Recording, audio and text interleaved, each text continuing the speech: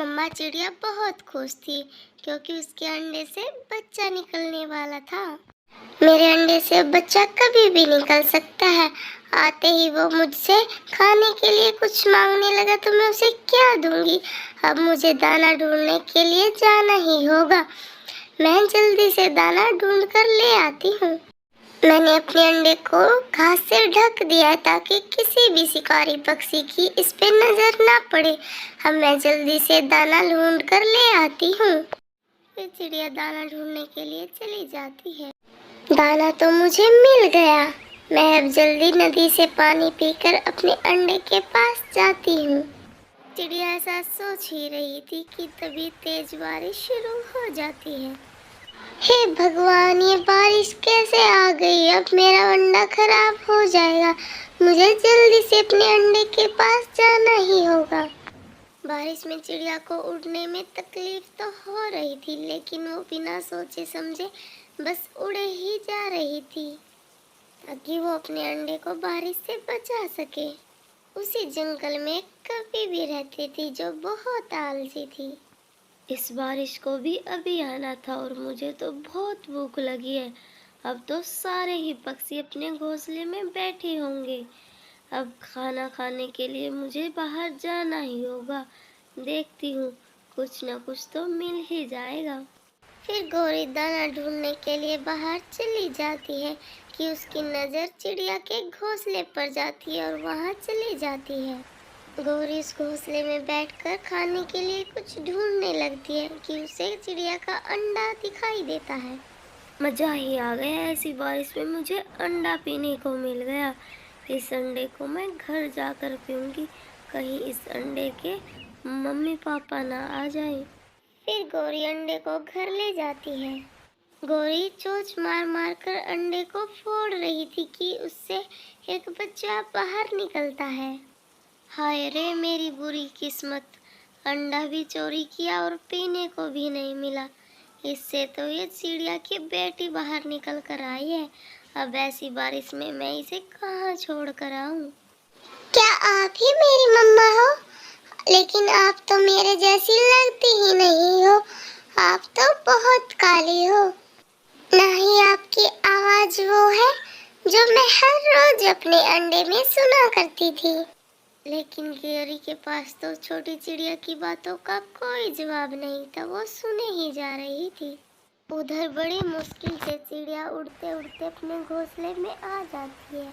वो देखती है कि उसके घोंसले में तो अंडा नहीं है और वो ये देखकर रोने लग जाती है। मेरा अंडा कहाँ गया? मैं तो यहीं अपने अंडे को घास में छुपा कर गई थी।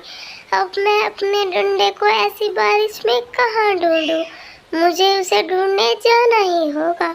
चिड़िया अपने अंडे को ढूंढते ढूंढते तोते के पास चली जाती है। मिट्ठू भैया, क्या आपने किसी पक्षी को अंडा ले जाते हुए देखा? मेरे घोंसले में अंडा रखा था और वो अब वहाँ पे नहीं है।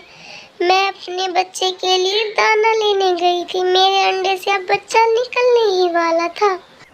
हाँ रानो, मैंने तुम्हारे घोंसले की तरफ गौरी कवि को जाते हुए देखा था। शायद वो ही तुम्हारा अंडा उठाकर ले गई हो। तुम उससे एक बार पूछ लो जाकर। फिर चिड़िया मिट्ठू की ये बात सुनकर सीधा गौरी के घर चली जाती है। गौरी बहन, क्या आप मेरे घोंसले से मेरा अंडा उठा कर लाई हैं? मेरे अंडे से तो बच्चा निकलने वाला था। क्या चिड़िया, वो फूलों वाला घोंसला तुम्हारा ही था? हाँ गौरी बहन, वो फूलों वाला घोंसला मेरा ही था। हाँ, मैं उस घोंसले से तो अंडा उठा कर लेकर आई थी। अब उससे बच्चा बाहर निकल चुका है। मैं वहाँ से जा रही थी, मैंने देखा कि वो अंडा बारिश में भीग रहा है। मैं उसे ना लेकर आती तो वो खराब हो जाता, इसलिए मैं उसे अपने साथ ले आई। चिड़िया, अब तुम अंदर आ जाओ और अपनी बेटी सब मिल लो। उसको बता दो कि तुम ही उसकी मम्मा हो। वो जब से अंडे से बाहर निकली है मुझसे पूछ रही है कि मेरी मम्मा कौन हो। गौरी झूठ बोल देती है कि वो अंडा बारिश से बचाने के लिए नहीं, अपने पीने के लिए लाई है। वो डर रही थी कि चिड़िया किसी और पक्षी को ना बता दे और सारे पक्षी उसे मिलकर जंगल से ना भगा दे। चिड़िया घर के अंदर आ जाती है और उसे देखकर उसकी बेटी उछलने लग जाती है। यही है मेरी मम्मा, मम्मा आ गई, मम्मा आ गई। फिर चिड़िया अपनी बेटी को गले से लगा लेती है।